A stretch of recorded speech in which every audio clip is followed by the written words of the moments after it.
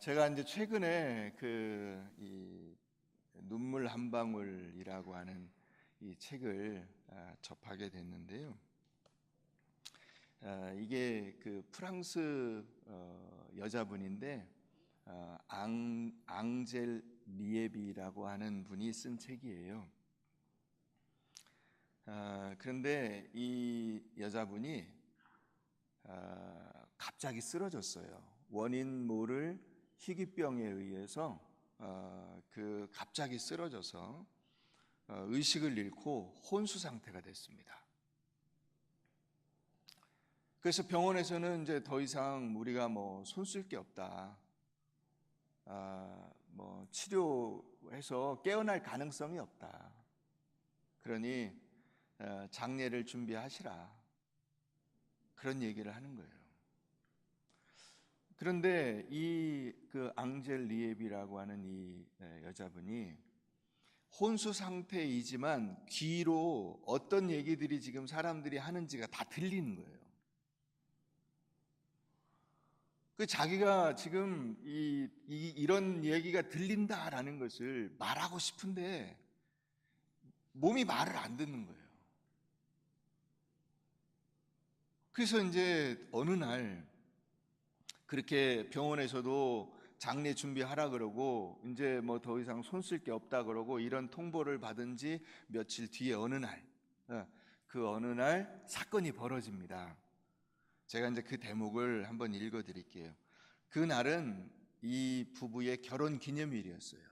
결혼 기념일에 자기가 이제 이렇게 누워 있는다는 것이 의식을 잃고 쓰러져서 아무 어떻게 할 수 있는 방법이 없다는 것이 너무 자기도 답답한 거예요. 레이는 남편입니다. 레이는 지금 무슨 생각을 할까? 마음이 어떨까? 뭘 하고 있을까? 우리가 1970년 그러니까 39년 전에 나는 어린애였지. 겨우 18살이었으니까 그때 결혼을 한다는 것은 참 힘든 일이었지만 그래도 잘했어. 후회한 적이 한 번도 없었어. 오늘은 모든 기념일 중 가장 슬픈 날이다. 레이와 키스하고 싶어 미치겠다. 웃는 모습이라도 볼 수만 있다면 결혼 40주년 기념일이 오면 우리는 어디에 있을까? 이렇게 생각했는데 내가 지금 내 안에 감옥에서 울고 있다. 내가 그들에게 말할 수만 있다면 기뻐해야 하는 날인데도 흐느껴 운다. 카티는 딸입니다. 카티가 아주 다정하게 말한다. 걱정하지 마, 예쁜 우리 엄마. 지금 혼수 상태인 엄마를 놓고 딸이 지금 옆에서 이야기하고 있는 거예요.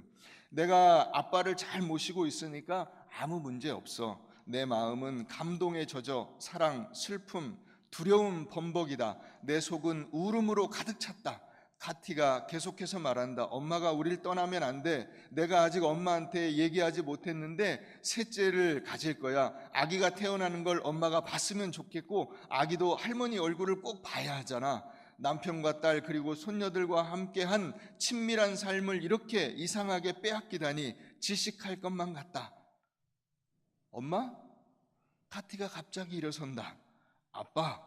응, 아빠 이것 봐. 무슨 일인데? 레이와 카티가 가까이 있다. 그들의 숨결과 분주한 움직임이 느껴진다. 이것 좀 봐. 엄마가 울어.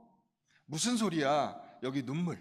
내가 엄마한테 말할 때 전에도 본 적이 있는데 이제 확실해. 이것 봐. 눈물이 흐르잖아. 그렇지. 레이가 일어선다. 의사를 불러야 되겠어. 이제 그 이후에 완전히 달라집니다. 다시 치료가 시작이 되고 결국 그 앙젤이 깨어나서 이 책을 썼어요.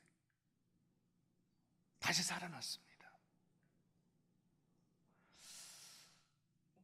이 책의 그 저자, 그 환자였던 앙젤은 이야기합니다. 환자가 말하지 못하고 움직이지 못하고 의식이 없어도 그 곁에서 말을 건네고 희망과 사랑을 준다면 고통을 덜어주는 것은 물론이요, 그 생명을 살릴 수도 있다.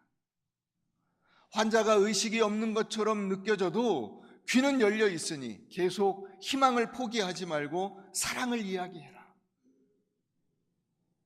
제가 이 책을 읽으면서 겹쳐지는 한 사건이 있었습니다. 미국에서 저희 이제 집사람과 애들이 다니던 교회가 있는데 그 교회에 한국에서 한 가정이 이민을 왔어요.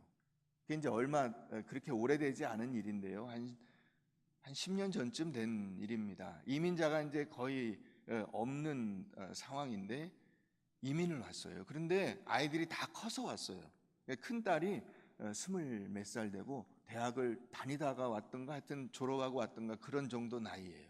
그리고 그 밑에 고등학생 아들과 그다음에 부부 이렇게 해서 4명이 이민을 와서 그 교회에 출석을 하게 됐어요. 그런데 어느 날 그 딸이 갑자기 이렇게 심정지가 와가지고 병원에 실려갔는데 그 식물인간이 됐어요. 이민 와서 지금 의료보험이든 뭐든 이런 게 아무것도 없고 미국의 그 병원비가 살인적이잖아요. 매일같이 하루하루 지나는 동안에 금방 아이는 깨어나지 않는데 병원비는 막 산더미같이 늘어나는 거예요. 그러니까 이 부부가 이제 고민을 하는 거죠. 자기들이 어떻게 할 방법이 없는 거예요. 그래서 이제 산소호흡기를 떼고 임종 예배를 드리기로 했습니다. 그래서 산소호흡기를 떼고 그 임종 예배를 드릴 그 집례하는 그 담임 목사가 저 이제 친한 친구 목사였어요.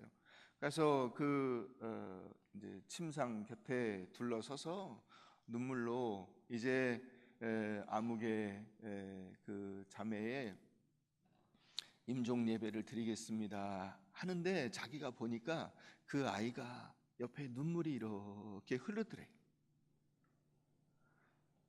제가 이 책을 읽으면 그때는 그런 얘기를 들을 때 그래? 이게 마지막 숨을 거둘 때쯤 되면 눈물이 흐르나? 그렇게 생각을 했어요. 그랬는데 그게 아니라 그 아이가 그것을 듣고 있지 않았을까? 그 꽃다운 20대 나이에 이제 너 이제 이 세상에서의 모든 삶이 끝났어라고 하는 사망 선고를 아예 공식적으로 받는 거죠. 산소호흡기를 떼면서 임종 예배를 드리겠습니다. 그게 생각이 났어요. 제가 참 그걸 다시 기억하면서 마음이 아팠습니다. 예레미야 애가를 오늘 읽었는데요. 예레미야의 별명은 눈물의 선지자입니다. 예레미야가 눈물을 흘린 것은 예레미야가 그냥 슬퍼서 눈물을 흘린 게 아니고 하나님의 마음이에요. 그것이 눈물로 나온 것입니다. 하나님의 마음은 무엇입니까? 하나님의 마음은 우리 인간을 바라볼 때 하나님께서 어떻게 느끼시는가 하는 거예요.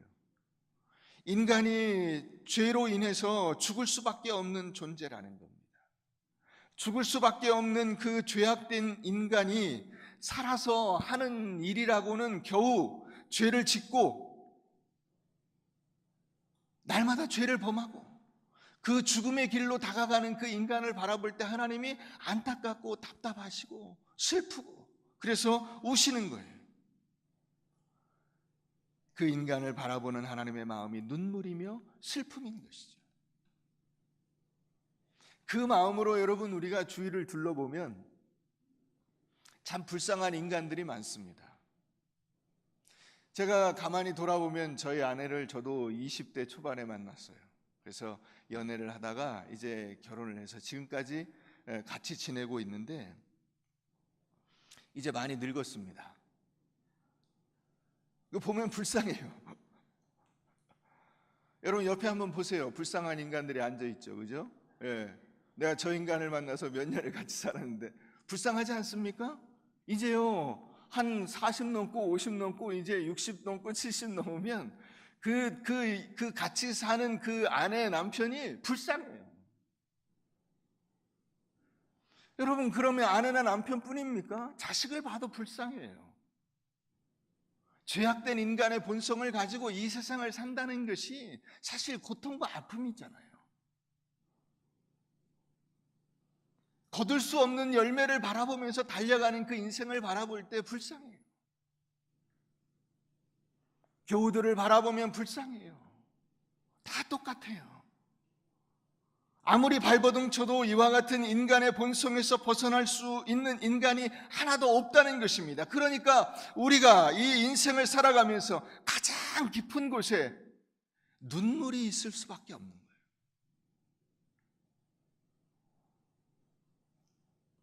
예레미야 9장을 우리가 한번 가보겠습니다.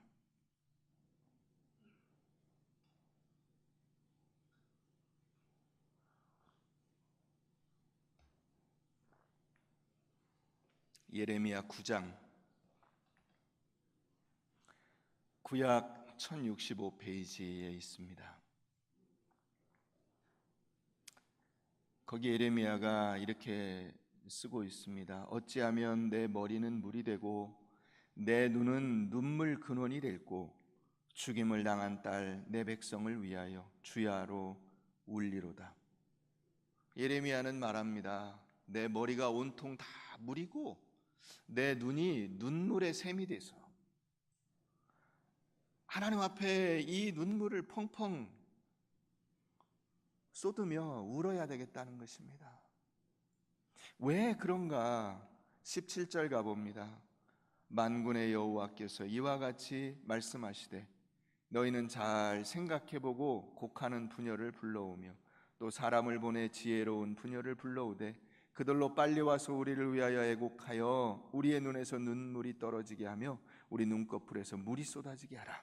이는 시온에서 통곡하는 소리가 들리기를 우리가 아주 망하였구나. 우리가 크게 부끄러움을 당하였구나. 우리가 그 땅을 떠난 것은 그들이 우리 거처를 헐었음이로다 하미로다. 부녀들이여 여호와의 말씀을 들으라. 너희 귀에 그의 입에 말씀을 받으라. 너희 딸에게 애곡하게 하고 각기 이웃에게 슬픈 노래를 가르치라.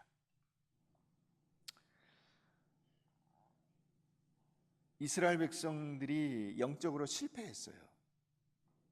영적으로 실패해서 하나님의 심판이 임하게 됩니다. 이제 예레미야 이 선지자 때는 이 이스라엘 백성들이 북이스라엘은 이미 망했고요. 남유다가 이제 거의 마지막 막바지, 이제 망하기 직전이에요.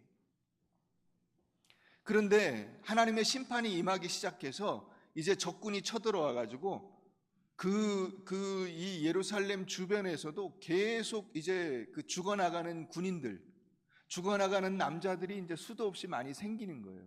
그러니까 그 장례가 나면 와서 이렇게 곡하는 사람이 있었잖아요. 옛날에도 아이고 이거 24시간 내내 손님 오면 이걸 해야 되니까 사실 곡하는 사람을 쓰기도 했거든요. 그런 사람을 이스라엘 사람들도 썼어요. 그래서 곡하는 부녀들을 불려서 썼는데 이제 그 곡하는 부녀들을 부를 수가 없어요. 워낙 많아서, 워낙 이 장례 난 곳이 많아서 죽어나가서 사상자들이 너무 많기 때문에 그 곡하는 여자들을 구할 수가 없어요. 그래서 어떻게 해야 되냐면 너희 딸들에게 애곡하게 하고 각기 이웃에게 슬픈 노래를 가르쳐야 될 정도로 이제 이 비극이 예루살렘의 일반적인 현상이 되어버리는 거예요. 25절 가봅니다. 여호와의 말씀이니라. 보라, 날이 이르면 할례 받은 자와 할례 받지 못한 자를 내가 다 벌하리니 또 애굽과 유다와 에돔과 암몬 자손과 모압과 및 광야에 살면서 살적을 깎은 자들에게라. 무릇 모든 민족은 할례를 받지 못하였고 이스라엘은 마음의 할례를 받지 못하였느니라 하셨느니라. 이스라엘 백성들은 자기들이 잘 살고 있다고 생각을 했어요. 하나님 말씀대로 내가 살고 있다, 나 아무 문제 없다, 이렇게 생각을 했어요. 그런데 그렇기 때문에 자기들이 지금 잘하고 있다고 생각을 했기 때문에 하나님 앞에 불순종하고 하나님의 말씀대로 사는 그 영적인 과제를 수행하는 데 실패해서 결국 심판을 당한다는 사실을 깨닫지 못하고 있는 거예요. 심판을 당하는 그 순간까지도, 예루살렘이 멸망하는 그 순간까지도 우리가 아무 문제가 없는데 왜 하나님께서 우리에게 이렇게 고통을 주시나 슬픔을 주시나 이렇게 생각을 하는 거예요. 그래서 그와 같은 호소를 하는 예레미야를 예레미야 38장에 보면 구덩이에 던져버려요. 그게 형벌이거든요. 이 구덩이라는 건 저 깊은 샘 같은 것을 이게 파놓고 그 속에다 던져서 가끔 한 번씩 굶어 죽지 않을 정도로 먹을 거나 한 번씩 던져주고 거기서 못 나오게 하는 거예요. 그러니까 이 선지자가 외쳐봤자 구덩이에 그냥 함성같이 아무 소리도 들리지 않아요. 귀찮고 시끄럽다는 거예요, 예레미야의 이 예언은. 그래서 하나님이 뭐라고 하시냐? 보라, 날이 이르면 이제 주의 날이 임박했어요. 내가 다 벌하리니. 이 내가 다 벌하리니라는 말은 어떤 뜻이냐면 내가 너희에게 갈 것이다. 자, 여러분, 우리가 자녀들이 어릴 때 그렇게 하잖아요. 이제 엄마는 이 방에 있고 아이는 저 방에 있어요. 근데 딴짓을 하고 있어요. 이제 엄마가 아이한테 소리칩니다. 야, 너 빨리 그거 그만두고 뭐 책 봐, 공부해, 뭐 심부름해 하잖아요. 근데 말을 안 들어요. 자, 내가 센다. 하나, 둘, 셋. 너 내가 가면 너 맞아. 가면 맞아. 이거예요. 날이 이르리니 내가 너에게 간다. 자, 내가 예루살렘에 그 당도하는 그 순간 너희 끝난다. 이거예요. 그런데 누가 거기에 당하냐? 할례 받은 자와 할례 받지 못한 자를 내가 다 벌한다. 그게 모든 인간이에요. 이스라엘 백성들은 생각한 거예요. 우리가 왜? 우리는 선민 아닙니까? 우린 다 할례 받았잖아요. 그랬더니 하나님이 뭐라고 하십니까? 너희는 껍데기는 할례를 받았는데 마음에 진짜 하나님이 원하는 그 할례를 받지 않았어. 이스라엘 백성들의 그 표시, 하나님의 백성됨의 표시는 외적인 할례가 아니라 마음에 하나님을 경외하고 그분의 말씀을 따라 사는 내적인 정체성, 다시 말하면 믿음을 따라 살아가는 것인데 그것이 실패했다는 거예요. 그래서 이 믿지 않는 사람들과 불신자들과 아무 차이가 없다는 거예요.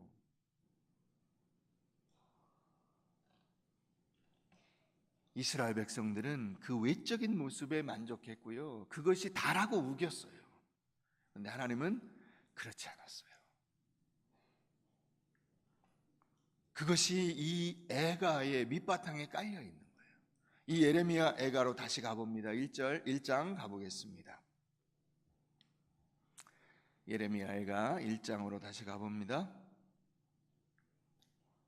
자, 여러분 여기 2절에 보면 밤에는 슬피 우니 눈물이 뺨에 흐르며, 밤이 되면 더 감성적이 되죠.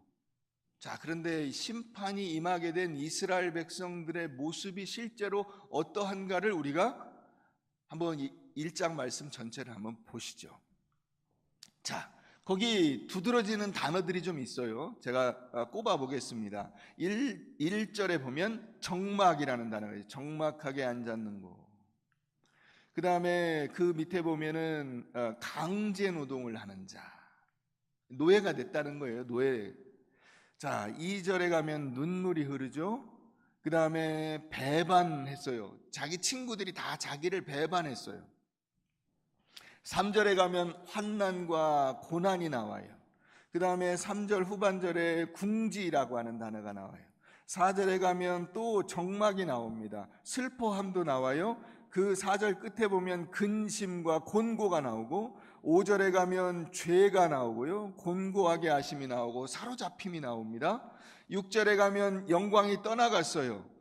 힘없이 달아났어요. 7절에 가면 돕는 자가 없어요. 비웃어요. 8절에 가면 조속거리가 됐어요. 업신여김을 당합니다. 9절에 가면 더러운 것이 옷깃, 그냥 아무도 돕는 사람도 없고 그 보는 사람도 없고 이 더러운 옷이 다 더러워지고 때가 묻고 떼꼬작물이 되었는데 갈아입을 이유가 없잖아요. 10절에 가면 빼앗겼어요. 모든 보물을 빼앗겼어요. 11절에 가면 비천함이 있어요. 12절에 가면 괴롭게 하셨어요. 13절에 가면 골수에 불을 보내어서 고통스럽게 하세요. 황폐하게 하셨어요. 14절에 가면 멍해가 나와. 여러분, 이 1장 전체가 어떤 말씀들로 가득 차 있습니까? 하나님께서 내리신 그 고통과 아픔의 단어들이 거기 다 몰려 있어요. 이 가운데 가장 대표적인 단어를 하나 든다면 정막이라고 하는 단어를 들 수가 있어요. 1절과 4절에 나오죠. 정막. 여러분 실패해 보셨어요? 여러분들이 하려고 했던 어떤 시도가 좌절하고 절망하고 그래서 속된 말로 망했을 때 나타나는 대표적인 현상이 무엇인지 아십니까? 정막함이에요. 아무한테서도 연락이 없어요. 아는 사람은 알기 때문에 연락을 못 하고요. 모르는 사람은 너 이제 망했구나. 내가 이제 너한테 더 이상 전화할 일이 없다. 연락이 없어요. 아무도 전화가 없습니다. 하다못해 안부 전화라도 와야 되잖아요. 아이고 이게 참 일이 이렇게 돼서 참 너무 안타깝습니다. 힘내세요. 이런 얘기가 있어야 되잖아요. 아무도 전화를 안 해줘요. 이스라엘 백성들이 경험한 것이 바로 이거예요. 그들이 전에는 어땠냐면 열국 중에 크던 자였고요. 이게 왕비와 같았고요. 근데 이제 과부가 됐어요. 옛날에는 공주였어요. 그런데 지금은 노예가 됐어요. 아무도 연락이 없어요. 이 정막이라고 하는 단어가 빠다드라고 하는 단어인데 이게 어디에 쓰이냐면 레위기 13장에 보면 문둥병자들이 이스라엘 백성 중에 문둥병자가 생기면 그 동네에서 뽑아내잖아요. 그래서 동네 밖에 저 어디에 이렇게 그 아무도 없는 곳에 가서 살아야 되잖아요. 문둥병자들이 그 아무도 없는 곳에 멀리 격리시킨다라고 하는 단어에 이 단어가 가지고 있는 의미예요. 이스라엘 백성들은 마치 그 주변에 있는 모든 나라들로부터 문둥병자와 같이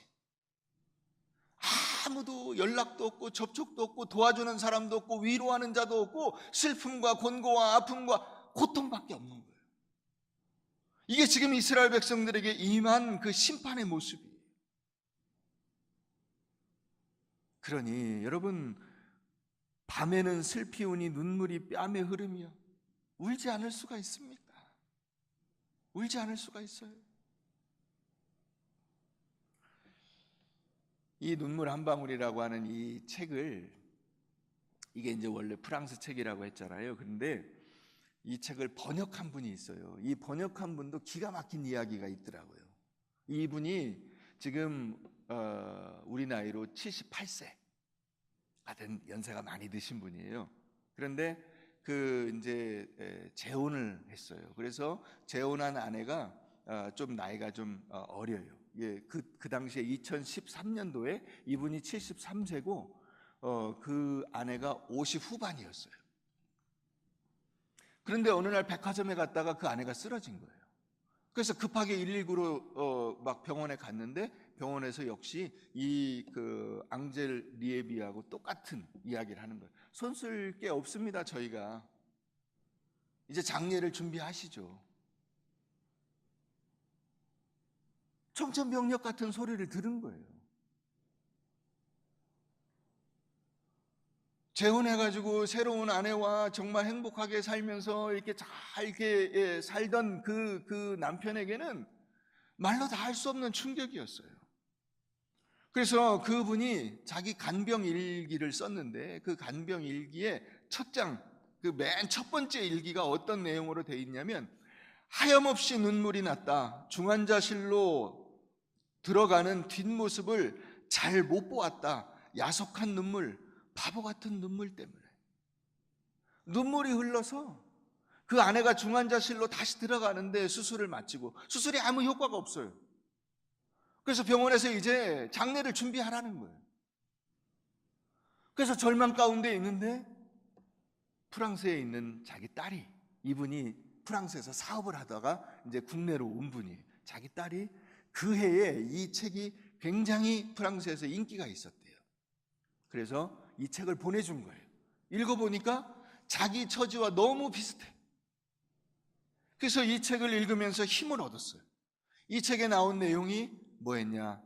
환자가 의식이 없어도 귀는 열려 있으니 이 환자에게 끊임없이 희망을 이야기하고 사랑을 이야기해줘라. 그래서 임종을 앞두고 있으면 중환자실 면회가 이게 하루에 2번씩 20분간 이렇게 제한되잖아요.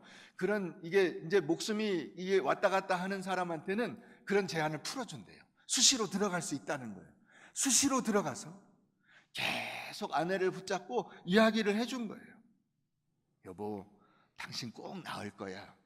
의사 선생님도 희망을 가지고 치료하고 계셔. 걱정하지 마.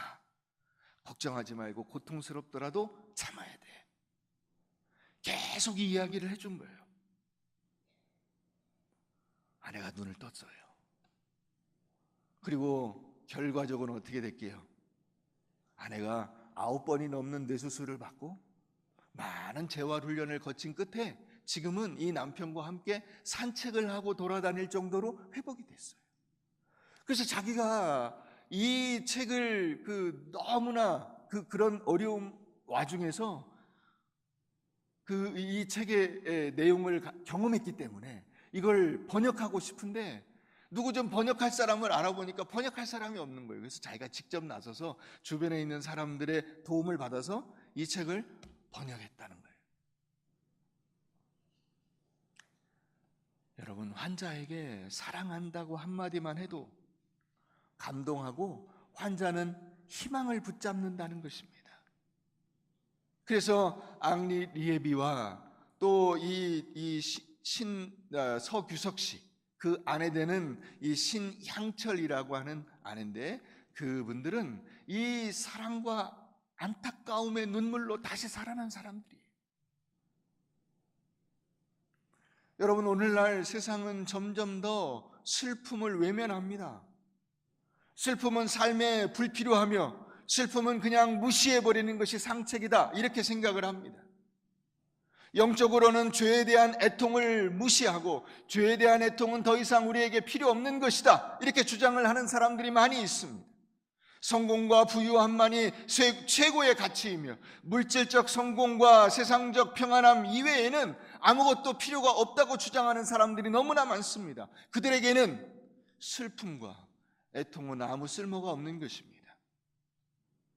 우리가 성공과 평안에 대해서 말하기도 바쁜 인생에 왜 실패와 슬픔에 대한 이야기를 읽고 들어야 하는가? 우리가 세상의 기쁨과 부유함을 얻기도 바쁜데 왜 죄와 고통에 대해서 생각해야 하는가? 여러분, 그럼에도 불구하고 예레미야는 우리에게 눈물을 이야기합니다. 그와 같은 인간의 모습을 바라보는 하나님의 마음이 눈물이에요. 이 눈물은 눈물로 끝날까요? 요한복음 16장을 가보겠습니다. 요한복음 16장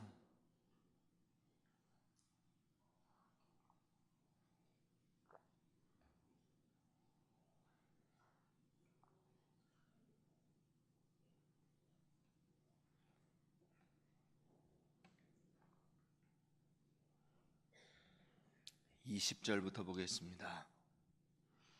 내가 진실로 진실로 너희에게 이르노니 너희는 곡하고 애통하겠으나 세상은 기뻐하리라. 그렇죠, 세상은 기뻐합니다. 내 그럴 줄 알았어, 니들 망할 줄 알았어, 너 끝이야, 너 끝이야. 예수 내가 진작에 나댈 때 내가 알아봤어. 예수 끝이야. 십자가 죽으면 끝이야. 너는 이제 끝난 거야. 세상은 기뻐하리라. 너희는 근심하겠으나 그러나 너희 근심이 도리어 기쁨이 되리라. 여자가 해산하게 되면 그 때가 이르렀으므로 근심하나 아기를 낳으면 세상에 사람 난 기쁨으로 말미암아 그 고통을 다시 기억하지 아니하느니라. 지금은 너희가 근심하나 내가 다시 너희를 보리니 너희 마음이 기쁠 것이요 너희 기쁨을 빼앗을 자가 없으리라.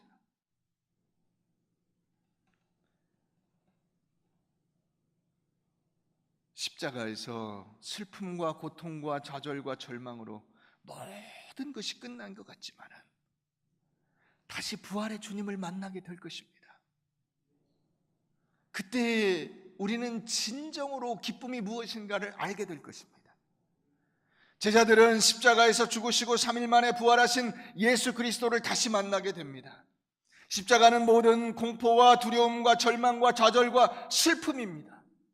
그런데 주님께서 이 모든 공포와 두려움과 절망과 좌절과 슬픔을 우리 대신 지셨습니다. 그리고 그것을 우리에게서 없애버려 주셨습니다. 우린 더 이상 그런 것에 눌려 있을 필요가 없습니다. 그로 인해서 눈물을 흘리지 않아도 됩니다. 하나님께서 주시는 참된 기쁨을 만나게 됩니다. 부활은 우리의 모든 그 슬픔과 실패로부터의 승리입니다. 십자가와 부활의 주님을 만날 때 우리는 진정한 기쁨과 승리를 체험하게 될 것입니다. 제자들은 그것을 체험했어요. 여러분, 하나님의 심판을 피할 수 있는 길은 하나밖에 없습니다. 예수님을 하나님의 아들로 인정하고 그분께서 모든 이들에게 죄의 용서와 구원과 영원히 복된 삶을 주시는 나의 주님이시라는 사실을 내가 인정하고 받아들이고 그분을 나의 구주로 붙잡는 것입니다. 그럴 때 여러분들의 인생 가운데 고통과 슬픔, 그것은 사라지게 될 것입니다. 왜요? 예수님께서 여러분들의 그 모든 고통과 슬픔을 대신 짊어지셨기 때문입니다. 이것이 복음이에요.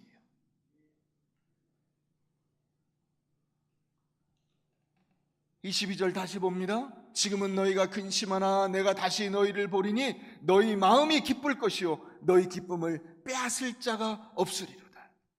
여러분, 모든 성경의 이야기들은, 모든 그리스도인들은 어떤 사람들이냐? 슬픔이 변해서 기쁨이 된 사람들입니다. 삶 속에 고통과 아픔을 안고 좌절과 절망을 안고 욕심과 그 죄를 안고 살아가던 사람들이 그 모든 것들이 다 사라지고 예수 그리스도를 통해서 만나게 된 참된 기쁨과 감사와 희열로 그 벅찬 감동을 느끼는 사람들이, 그게 바로 그리스도인들이에요. 그래서 바울은 말합니다. 내가 주 안에서 크게 기뻐함은 내가 기뻐하고 또 기뻐하리라.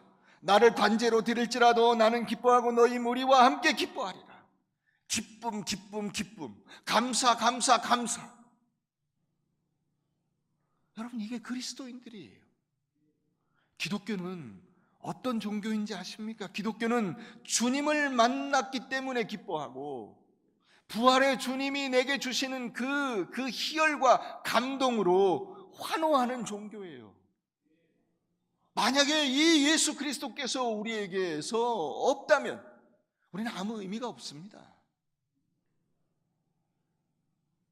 그러면 하나님은 왜 고통과 슬픔을 허락하십니까? 우리에게 하나님이 우리를 사랑하신다면서 왜 고통스럽게 하고 힘들게 하고 슬프게 합니까? 돌아오라고 우리를 부르시는 것입니다.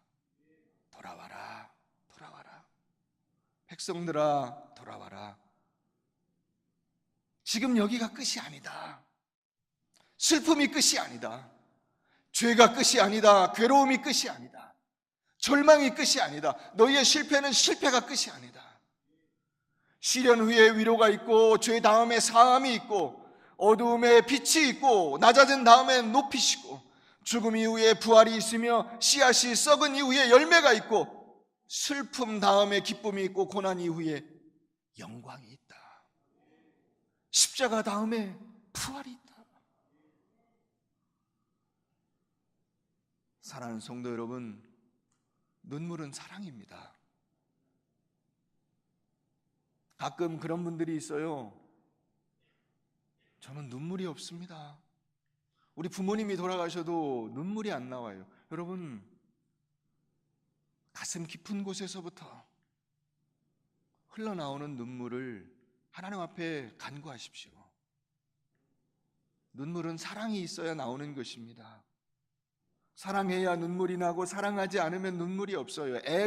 이 애가는 눈물이에요. 눈물의 노래예요. 슬픔이 터져 우러나와서 이 발음이 제대로 되지 않는, 뭐라고 말하는지 알아들을 수 없는, 마치 술 주정하는 것 같은, 여러분, 그게 애가예요. 예레미야가 애가를 부르고 있습니다. 눈물의 노래. 왜 부릅니까? 나라를 보니까, 민족을 보니까, 이웃을 보니까, 교회를 보니까, 가족을 보니까, 자식을 보니까 눈물이 나오지 않을 수가 없어요. 죽어가는 이들이 누워 있습니다. 아무 미동도 하지 않고 살았으나 죽은 것 같고, 살아있어서 어떻게 사나 보니까 마치 죽음을 향해서 달려가는 불나방처럼 슬픔과 고통 가운데 있는 그 자식들을 볼 때, 그 가정을 볼 때, 그 교회를 볼 때 눈물이 나오지 않을 수가 없는 것입니다. 여러분, 저는 우리가 우리 자신과 우리 자식과 교회들과 이 나라를 향해서 울었으면 좋겠습니다.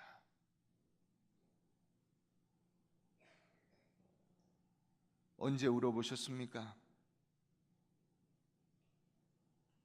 진정 여러분들 자신이 서러워서가 아니라 여러분들이 하나님 앞에서 어떤 모습인가를 하나님의 눈으로 깨달아서 자신을 놓고 가정을 놓고 자녀를 놓고 교회를 놓고 죽어가며 신음하고 고통하는 그들을 보면서 울어보셨습니까?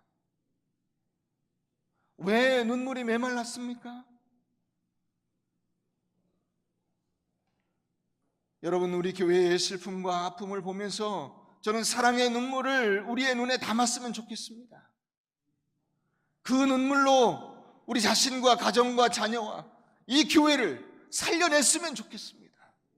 눈물 한 방울이 한 사람의 생명을 살렸듯이 그 이야기를 듣고 눈물을 흘렸던 또 다른 가정에서 생명이 살아나는 역사가 일어났듯이 여러분, 이 예레미야의 눈물을 보면서 우리도 눈물을 흘리고 그리하여 이 교회를 살리고 여러분들의 가정을 살리고 자녀들을 살렸으면 좋겠습니다.